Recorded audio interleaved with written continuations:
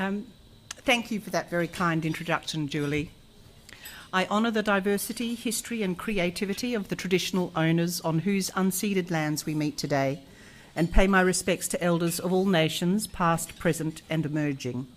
I live and work on Kaurna land. I'd like to thank our hosts, the Adelaide Rotary Club, and also any visiting members from Glenside, Victor Harbour, or Walkerville clubs in particular, for their extended and ongoing support of the artist community, and in particular, my artistic practice. I've been the fortunate recipient of awards from all three clubs at different stages throughout my career. Is there anybody here who is vision impaired? If so, I'm quite happy to describe the images. No, that's good. That'll make the talk shorter. I thank you for this opportunity to speak with you today. I am a multidisciplinary, you think I'd know that word by now, visual artist. What does that mean? I love discovering new ways of storytelling through painting, installation, photography and video. My work offers opportunities to share memory and explore common threads that bind us as people and communities. Everyday things like seasonal produce and mental well-being, global issues of ecosystems at risk and climate change, and personal memories of family, learning and inspiration. Inclusive community engagement is fundamental to my work. So today I'll concentrate on how that connects with some of the art series I've developed over the years. I am perhaps best known for my paintings of fruit and for brazenly knocking on the door of anybody with really lovely fruit growing in their yard and asking if I can photograph it. I've never been knocked back. I have been painting fruit for 20 years, first focusing on memories of my mother's and grandmother's fruit trees, and then harvest, the seasons, winter, spring, summer and autumn, and fruit in mythology and legends throughout the world. Another series was whimsically titled A Balanced Diet and featured fruit balancing precariously on improbable objects. By taking the well-known genre of still life and gently pushing it into a different plane, the images become more, an icon. Rich jewel colours excite the eye, encouraging us to view nature as greater than only a human resource, fruit as more than something to buy and waste. Focusing on fruit reminds us to notice and celebrate the changing days and eat seasonally. Every decision to choose locally produced in-season food reduces the impact of food transport emissions on our planet. Often, a painting would bring back happy memories of travel, or someone would say to me, "Oh, this grew in my grandmother's garden, I remember when." Many families would share their favourite fruit recipes with me, and slowly the idea of combining the conversations and recipes with my art took shape. During Sala, a few years ago, I was artist in residence at the Adelaide Central Markets for a month. I painted in situ and provided opportunities for children to draw from life. I will say it was so cold I had to borrow my niece's ski jacket, and the paint would not move. The oil paint would solidify, so it was actually a very challenging residency indeed. But from toddlers to grandparents, everyone could join in. Children loved voting for their favourite fruit and helping me choose the next fruit to fill in the gaps in my alphabet. Should A be for apples? Or maybe avocados? Or apricots? Even tiny children could point. The universal language of food negated the need for English. Indeed, other languages became an integral part of the exploration as the community shared their names for local fruits, creating wonderful links between cultures.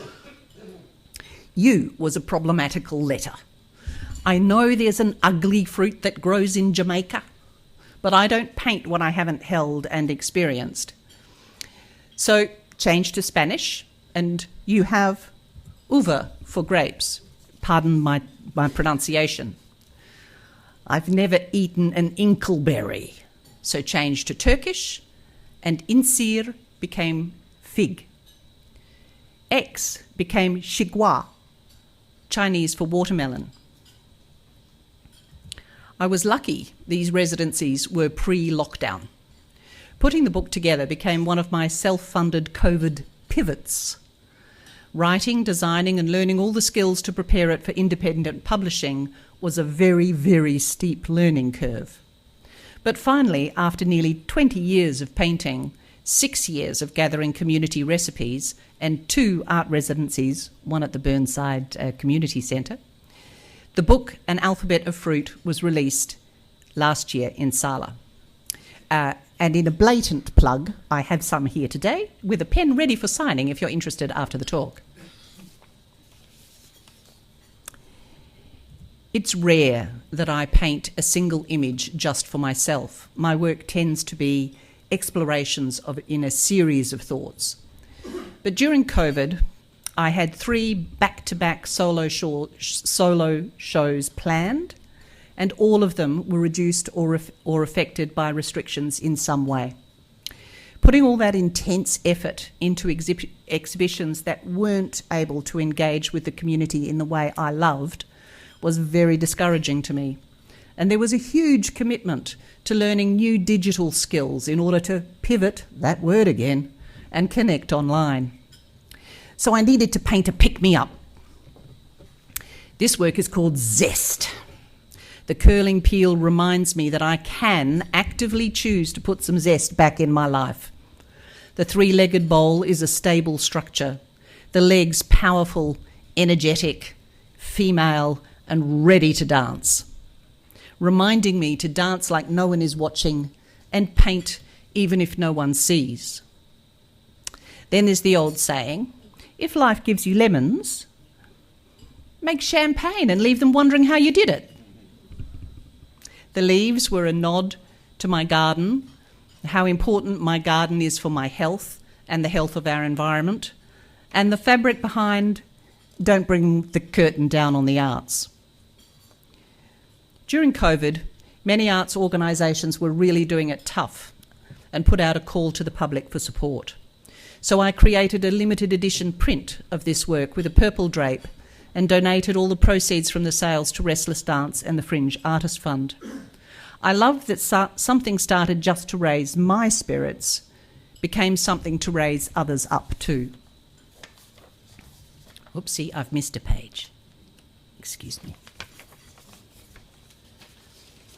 So how about we jump back to pre-COVID days? I developed and promoted a bus full of art for the Adelaide Fringe, and we had a lot of fun making little mini bus costumes for the parade. In a bright yellow old school bus, we created a self-contained mobile art gallery and went on tour.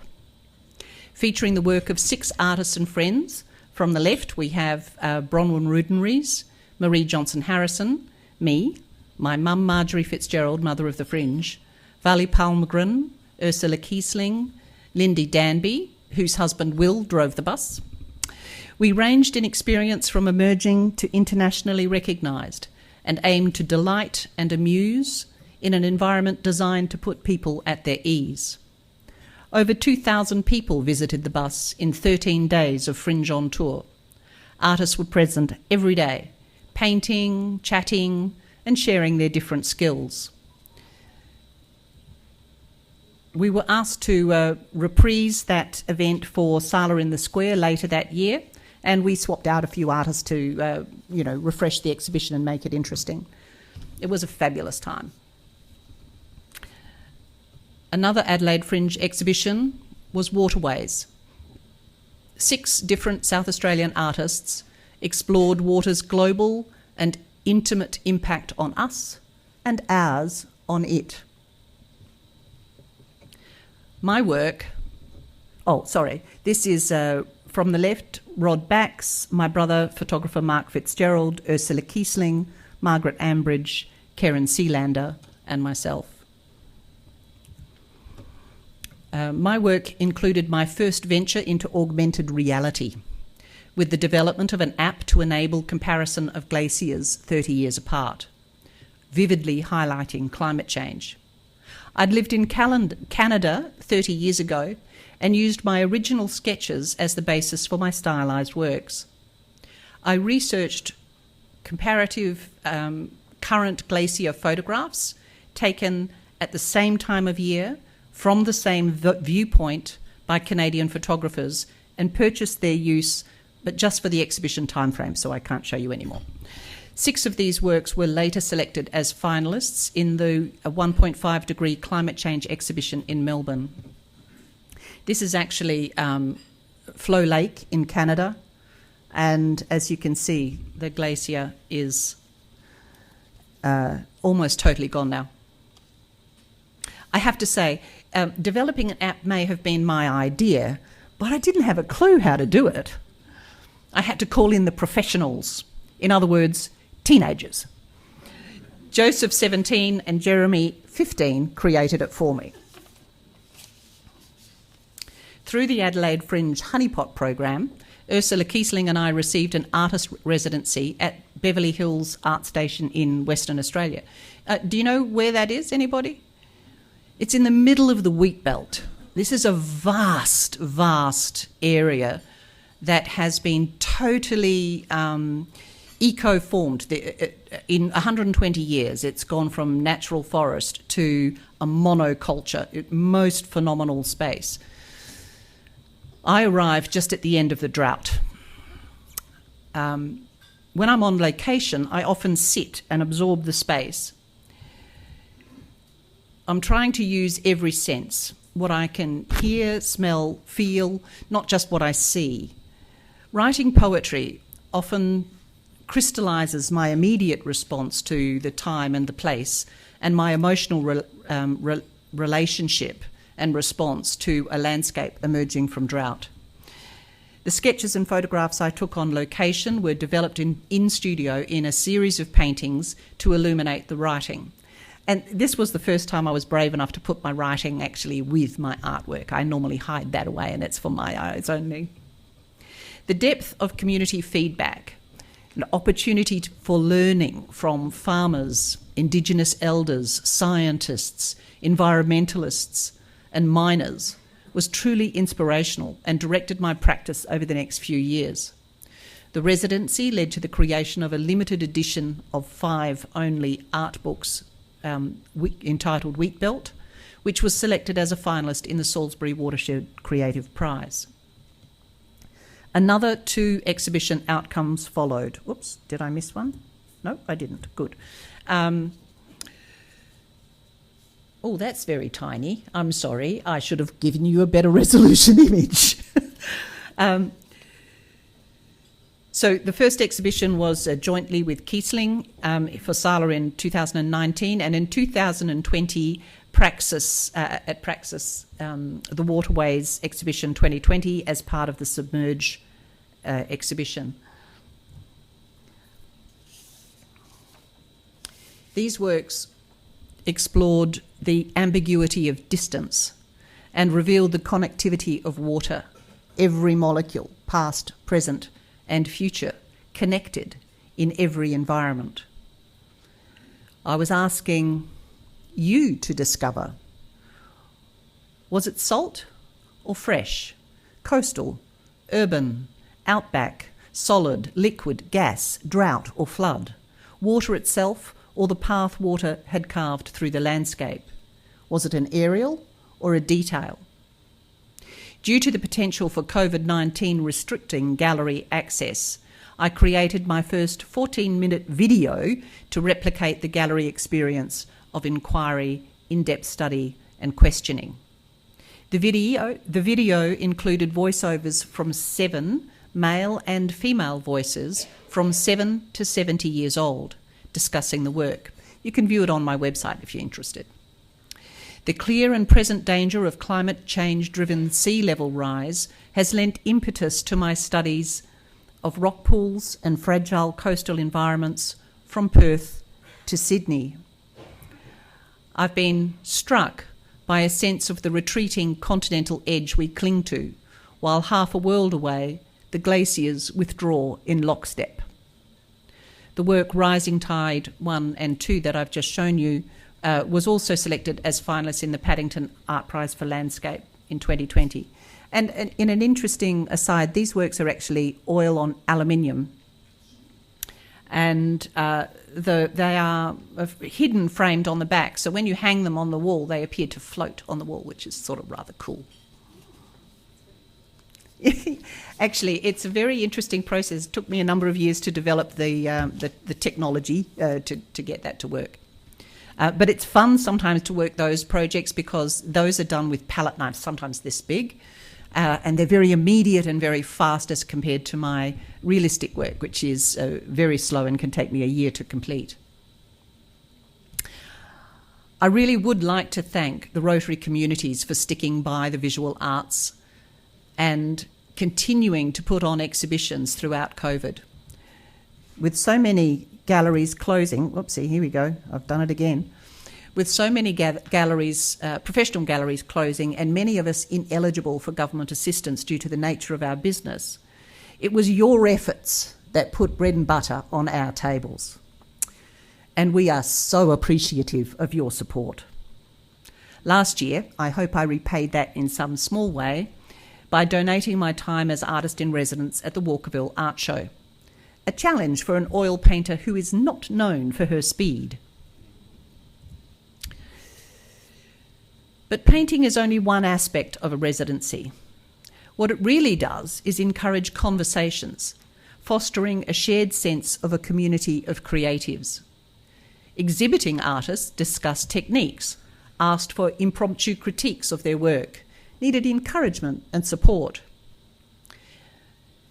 A spontaneous colour class developed with in-depth discussion of pigments and transitioning through complementary colours without getting mud. Discussions on the difference between painting styles and mediums, why and when you use each, were particularly interesting, with learning going both ways. People of all ages like to show and discuss their favourite artworks. Painting happens within and around these things, yet even though I paint slowly, 5 days does show on the canvas. The finished work sold at the Victor Harbour Art Show earlier this year.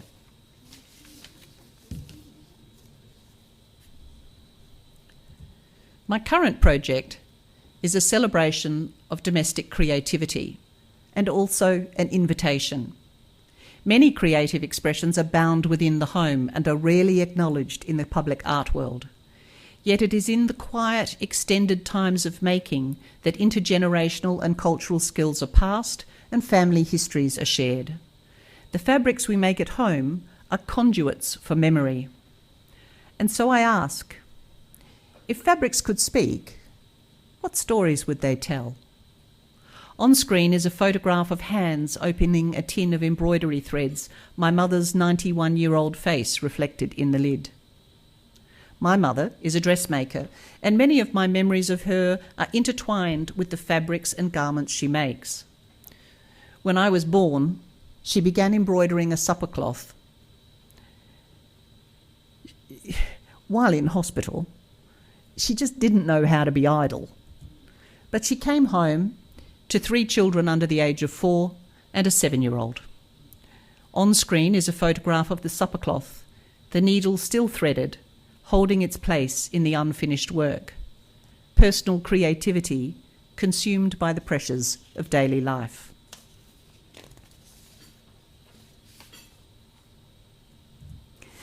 This is a work in progress. I've been painting it at the Burnside residency the last 2 weeks. On screen is my painting of beaded white lace with apricots. In the 1970s, my mother made and intricately beaded a Chantilly lace jacket. Even as a teenager, I was keenly aware that this would be the last time she could create this type of work, and that her skills would not be passed to the next generation. The fabric is paired with apricots fresh from the tree, ready for our annual summer jamming and preserving. I wanted to celebrate her private creativity through the lens of my own creative choices.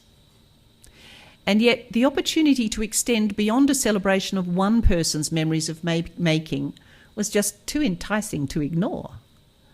People I spoke to about the idea so often responded with a memory. Oh, I remember learning with my grandmother, my aunties, my grandmother, teaching my child.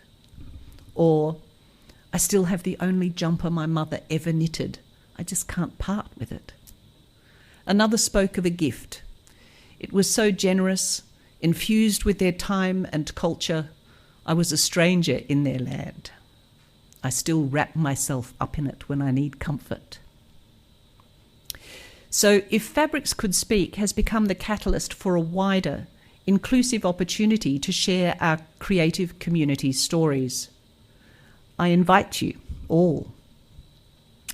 Bring in your own cherished fabrics and share their significance with me in one-on-one development sessions during Sala in August. Join with me in illuminating the way fabrics embody our familial, cultural, and personal memories, revealing the threads that bind us. I'll photograph your fabrics and record your stories to share in an evolving installation. Together, we will create connections. This is an inclusive art project, planned from the beginning to remove as many sensory barriers to participation and engagement as possible. Chat with me after the talk or call me, contact me via my website to express your interest and discuss your access requirements. Now, I hope you don't mind this blatant plug, another one, but my home will be open 10 till 4 every Saturday and Sunday throughout August for the South Australian Living Artists Festival. There'll be audio described works, just a few, just beginning the process, an Auslan translated talk on Sunday, and a sensory tour the following Sunday. I give shorter and different artist talks every Sunday at 1. It's very relaxed. Pop in for a cuppa and a chat. The project will then be further developed into a 2024 Adelaide Fringe exhibition, followed by another in June at Pepper Street Gallery with the support of the Burnside City Council Community Grant. And so I ask you, what memories are woven within the weft and warp of your fabrics? What stories of family, making, or culture? What lies within your shoeboxes? Join me in discovering, if fabrics could speak, what stories would they tell? Thank you.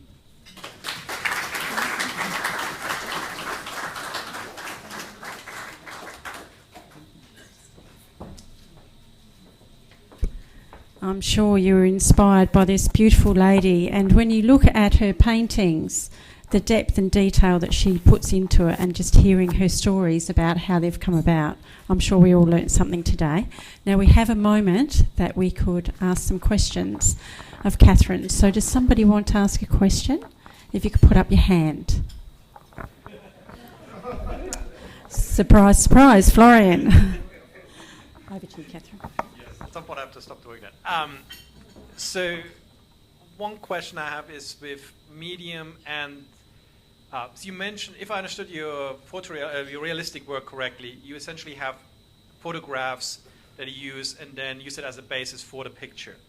Loosely, yes. Okay. So what I was trying to understand is saying, like, have you been ever tempted to basically use photography as another medium to basically do that kind of thing? That's what this project is all about, and it's very scary. But yes, yes, that's actually because the community stories will be photography based.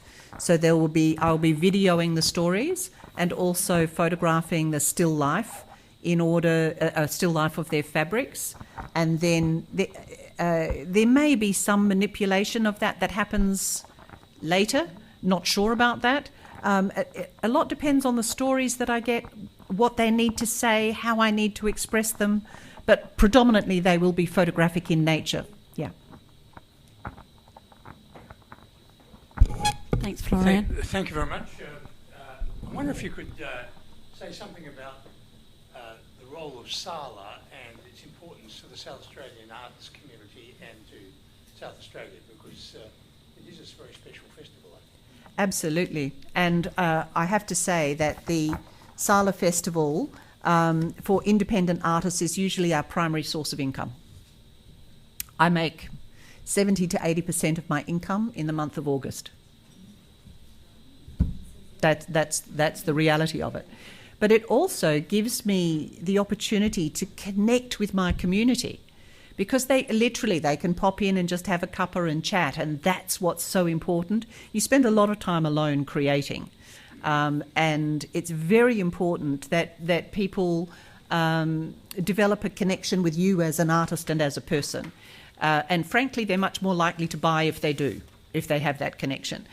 But the other opportunity is that you get to see what other artists in your community are doing. Now, I must say that this year it's very difficult to get around, but Pepper Street has a fabulous exhibition on at the moment. I just saw another one at the Hugo Mitchell Gallery. There's some just wonderful work around, and getting out and about is to free events. It's a very inclusive environment. And there are all sorts of different ways that you can connect with that. There is an app, but there's also the brochure. We are the largest art festival of its kind in Australia, but also in the Southern Hemisphere. And we are challenging, because it's an uncurated art exhibition, we're challenging the rest of the world in the size of this program. I think there's 1,200 artists this year, all over the state involved, and it's not discriminating by age. There are kindergarten kids involved in it and nursing homes involved in it, and I love that. Thank you. Have we got time for another question, or do we need to leave them till after? Do you think, Cam, you're okay? We have one more question. Okay, thank you. Cam will say yes. I'll be quick in So I've really enjoyed your presentation. Thank you. I think we all have. I think most of us sitting here initially thinking where are we going with this, and then I think we've really engaged with it. I'm a chartered accountant, so we're not seen as very creative. I have a wife who is not professional, but she is a very adept dressmaker. She's also a wonderful cook. And so she often shares and brings our grandchildren in on the journey. So, and you mentioned Hugo Michel, he's our son-in-law. My wife has shown our grandsons, Hugo's grandsons, about sewing, and they've actually quite engaged with the idea that they can actually do things. Absolutely. And then my wife is very good with cooking, so she has our other grandchildren, male and female, we've got plenty of them, on cooking and making shortbreads and things like that. But I think that's one of the tragedies of modern life, is that a lot of those things aren't being passed on. I know you said that you're no longer doing that beautiful lace work that your mother did, but you're doing this art, which is just wonderful. But I do think that our society is suffering because those skills are not being passed on. People are impatient. They're sometimes not wanting to learn those skills, and sometimes people are embarrassed to share them. But may I interrupt for a moment? Because two of the lovely stories that have come out of the project is actually the opposite of that. So a young lass whose grandmother taught her to sew, other grandmother taught her to knit, father taught her to cook, mother taught her music, said that what she really wanted was a personal way of creativity. So she taught herself to crochet off the internet. And her what she loved about that was the fact that she could learn at her own pace. So that's one, a 17-year-old who's been doing that for a number of years. Another story came from a girl who spoke to me about the fact, she said, when I asked her, did she create? She said, oh yes, but you don't want anything of mine. I'm not good enough. I said, but that's not the point. The point is, why do you create? And she said, well, I'm teaching myself embroidery off the internet at night to limit my phone use for my mental health. So it's happening. It may not be happening intergenerationally, but it's happening. Beautiful. Thank you. Thank you for your question.